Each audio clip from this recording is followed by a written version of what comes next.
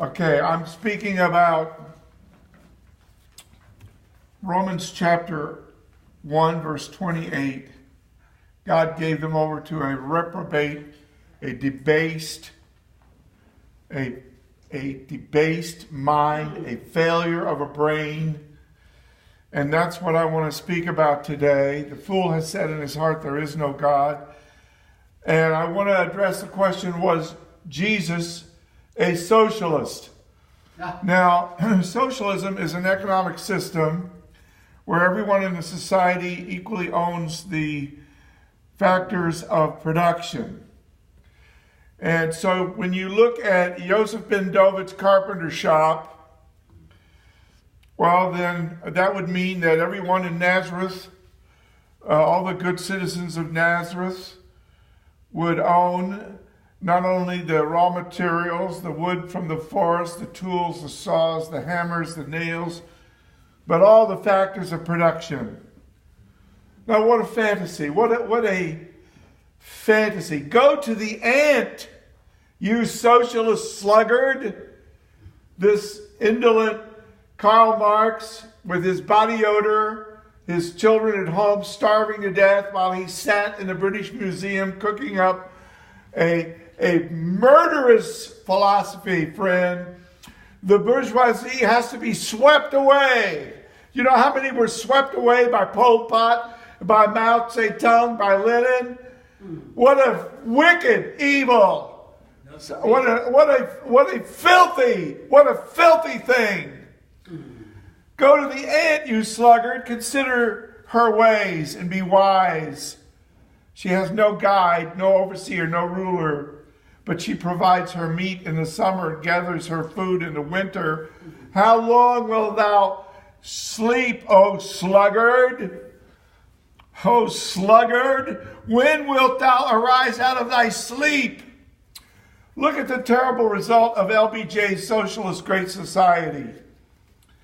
This guy was a great, big, tall, hulking Texan with a big Southern accent, and he would literally get in the face of his opponents and lean down on them, pester them on the phone, and basically bring everyone to his will. And look what his will cooked up. Why shouldn't the sluggard be a sluggard if he can lay around and yawn and stand in line to get welfare, housing, Medicare, Medicaid, food stamps, disability payments, heating assistance, and every kind of entitlement under the sun? Does anyone think this is what Yeshua was doing in his carpenter shop? Welfare dependency and flight from work? Have you ever heard of the Protestant work ethic? You know, can you imagine all these adult men in America? They're not working, they're not seeking work. They have these wedlock children. They will not give the baby mama even the dignity of marriage.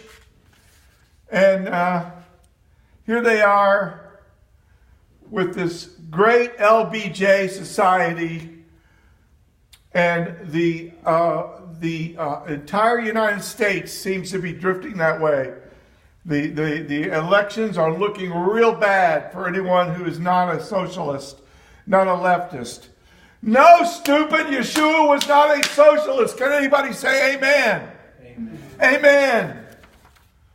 Now, I want you to know that Marx believed that socialism was the intermediate stage between, well, actually just before the workers reorganize the economy so that there are no longer any economic classes and the state itself disappears. And then the final stage, communism, is reached in a utopian world where family and religion, the opiate of the people, have disappeared.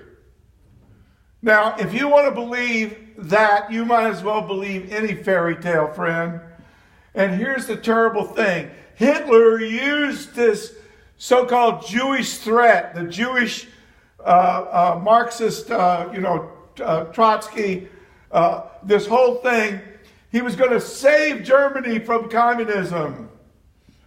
And so what did he do? In his anti-Semitism, he made the Jew very sinister. And then the Holocaust was slipped in under the rug, so to speak. And look at this wickedness. Look at how evil it was. And what were the rabbis doing? Were they preaching the Bible? Were they warning people about Jacob's trouble? Jeremiah 30 verse 7. Were they preaching the word? They were not. And the coming storm, the time of Jacob's trouble, Isaiah chapter 56 verse 10. They weren't warned. They were useless watchdogs that cannot bark. Isaiah chapter 56 verse 10. Jeremiah 30 verse 7. The time of Jacob's trouble. They weren't warning. They were useless watchdogs that cannot bark. And they spent their time with the Talmud and the reasoning of men. And friend, you have to see that we have a failure of a brain. This is why you have to be saved. A creational light has to shine down in the dark cellar of your evil heart. God has to do this. If he doesn't do it, you will have a failure of a brain, and you'll be falling for all of these ideologies. Take no trust in princes, it says in the Psalms. I think it's Psalm 146. Don't trust in princes. Don't trust in government. The government can't save you, friend. The government will not save you. And when I was a little boy, thinking about my tricycle and my runaway kitty named Maggie and all those little tiny childlike concerns that you have, at the very same time, many thousands of miles away, there were some men in the docket of the Nuremberg trials, and they were accused of war crimes, and many of them were going to be hanged, and the hangman was incompetent. He built the hangman's contraption so that first of all, the trapdoor was too small. They would actually hurt their faces as they fell, even though their face had a hood over it. And then, because it wasn't really modulated for their weight, they would have a slow 24-minute suffocation because their neck was not broken as it was supposed to be broken, because the hangman was incompetent. But what a easy death this was compared to the death that they subjected 6 million Jews to in the Holocaust. What an evil thing. But it says in Deuteronomy, in due time their foot will slip. In due time their foot will slip.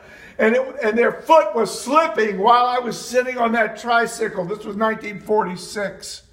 I was on Trustler Street in Oakland City, Indiana. They were in Nuremberg, Germany. And friend, I want you to know that when my parents would take me to the house of worship, in the morning, as we were going, we were being mocked and ridiculed by this family next door. And they were saying, "Oh, you're going to the house of worship, but we're going to White River. We're going fishing. We're going swimming. We're going to have a good time. We don't need your God."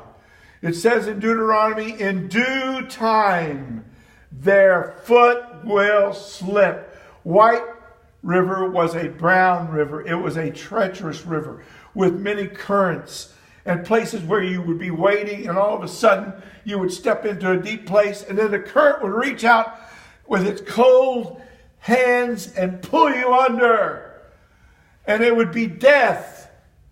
and you would be gone.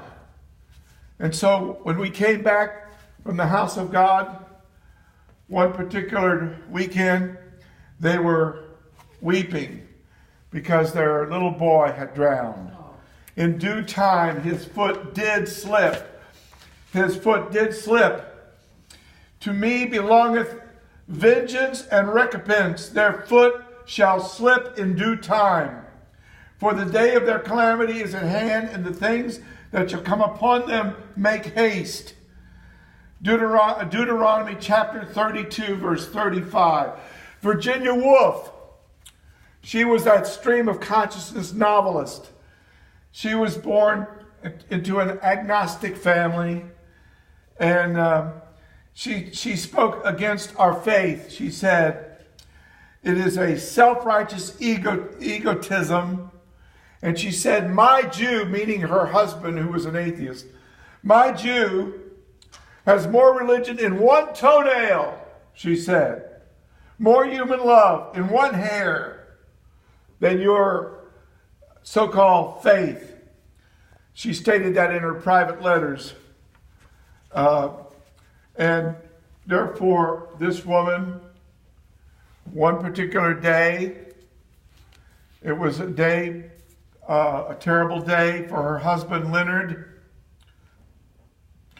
She threw the doctor overboard, so to speak. He was of no use. She wrote a suicide note to her husband, Leonard. If anybody could have saved me, it would have been you.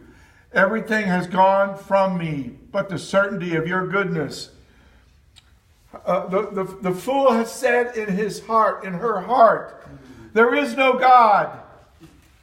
You go west on State Road 56 past the junction with State Road 61 to Petersburg, and there you find the public launch site. And when I was 3 years old, people were going into that white river, and person after person was drowning. And right now, there are many people who are drowning, multitudes in the valley of decision. The phrase reprobate mind, I'm talking about Romans chapter 1, verse 28. It's the godless mind, the wicked mind, the debased mind that suppresses the truth, the reprobate mind, the unapproved mind, the rejected mind. Romans chapter 1, verse 28. God has to save you from your own mind, friend. You have to get a new mind. If that doesn't happen, you will never come to the Lord. Paul described two men named Jannes and Jambres. They resist the truth, men of corrupt minds, reprobate concerning the faith. 2 Timothy 3:8. So we're talking about a corrupt mentality.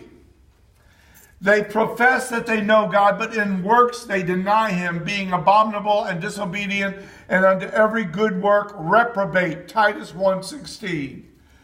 So the reprobate mind is corrupt and worthless. And this is our biggest problem. Who will deliver me from this, not just this body of death, but this mind, this corrupt mind? You know, when you watch Hitler and his generals, they've got a great big table with this big map. And the poor little generals, they don't understand. I'm talking about Model and Rommel and Manstein and Dietrich and Guderian. I'm talking about these generals. Here's a picture of Hitler with his generals. And what they don't understand is he isn't going to be impressed by their facts. He's not operating in the realm of facts. He doesn't care about the facts. He has an ideology. he has a